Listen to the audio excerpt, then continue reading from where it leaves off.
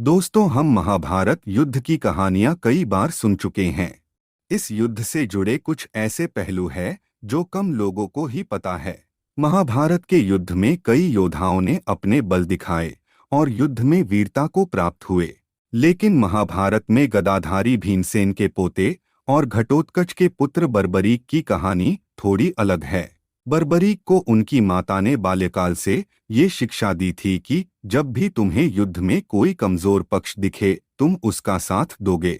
बर्बरीक में ऐसी सिद्ध शक्तियां थी जिनसे वो महाभारत का युद्ध पलक झपकते ही खत्म कर सकते थे। बर्बरीक बचपन से एक महान योद्धा थे। बर्बरीक ने युद्ध की कलाओं का ज्ञान अपनी मां से लिया माना जाता है। एक बार बर्बरीक ने माता दुर्गा की कड़ी तपस्या की। उनकी तपस्या को देख मां दुर्गा प्रसन्न हुई और उन्हें 3 बाण भेंट किए। साथ में उन्हें 3 बाणधारी की उपाधि दी। साथ ही उनकी इस तपस्या से प्रसन्न होकर अग्नि देवता ने भी बर्बरीक को धनुष प्रदान किया, जो उन्हें तीनों लोकों में महान बनाने के लिए काफी था। जब महाभारत के युद्ध की शुरुआत हुई तब बर्बरीक भी इस महान युद्ध में शामिल होना चाहते थे। अपनी इसी इच्छा के साथ बर्बरीक अपनी माता से युद्ध में जाने के लिए आज्ञा लेने गए। तब उनकी माता ने बर्बरीक को युद्ध में हारने वाले पक्ष का साथ देने का वचन लिया। बर्बरीक ने अपनी माता को वचन दिया कि वो इस युद्ध में हारने वाले पक्ष की ओर से लड़ेंगे। अपनी मां से आज्ञा लेकर बर्बरीक युद्ध स्थल की ओर निकल पड़े। तब भगवान श्री कृष्ण ने एक ब्राह्मण का वेश धारण कर उनका रास्ता रोक लिया। श्री कृष्ण ने बर्बरीक का मजाक उड़ाते हुए कहा कि तुम सिर्फ 3 बाण के साथ महाभारत जैसे बड़े युद्ध में लड़ने जा रहे हो। तब बर्बरीक ने श्री कृष्ण की बात सुनकर उन्हें जवाब दिया कि मेरा एक बाण इस पूरे युद्ध को खत्म कर सकता है। मेरे 3 बाण तीनों लोकों को परास्त करने के लिए काफी है।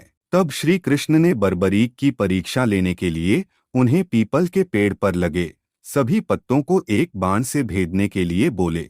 श्री कृष्ण की बात सुनकर बर्बरीक ने अपने कमान से एक तीर निकाला।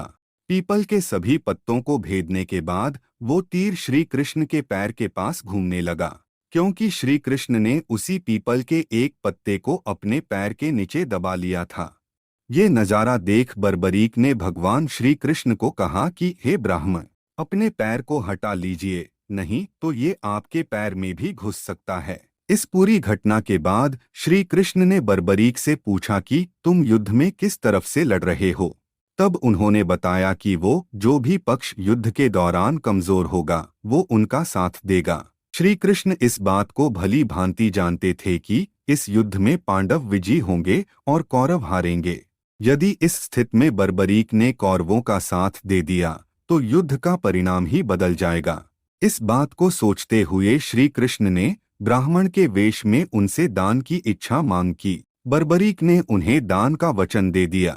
कृष्ण ने इस बात को सुनकर बर्बरीक से उनका शीश दान में मांग लिया। शीश दान में मांगने के कारण बर्बरीक को श्री कृष्ण पर संदेह हुआ और बर्बरीक ने ब्राह्मण के वेश के पीछे छुपे श्री कृष्ण से अपना असली रूप दिखाने की मांग कर दी। बर्बरीक की ये बात सुनकर श्री कृष्ण ने अपना विराट रूप के दर्शन बर्बरीक को दिए। हम सब जानते हैं कि महाभारत में श्री कृष्ण ने कितने छल किए थे और बर्बरीक से कहा कि हमें इस युद्ध की शुरुआत करने के लिए रणभूमि पूजन के लिए एक वीर के शीश की जरूरत है। अपने वचन के अनुसार बर्बरीक भगवान कृष्ण को अपना शीश देने के लिए तैयार हो गए। लेकिन उन्होंने कृष्ण से एक विनती की कि वो महाभारत के इस महान युद्ध को अपनी आंखों से देखना चाहते हैं। श्री कृष्ण ने उनकी ये इच्छा पूरी करने का वचन दिया। बर्बरीक ने फाल्गुन माह की द्वादशी के दिन अपना शीश श्री कृष्ण को दान दिया। भगवान श्री कृष्ण ने बर्बरीक की इच्छा के अनुसार उनका सिर युद्धभूमि के पास एक पहाड़ी पर रख दिया, जहां से वो इस युद्ध को देख सके।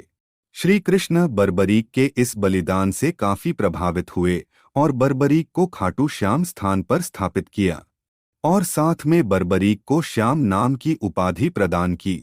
आज सभी भक्त इन्हें खाटू श्याम बाबा के नाम से भी जानते हैं।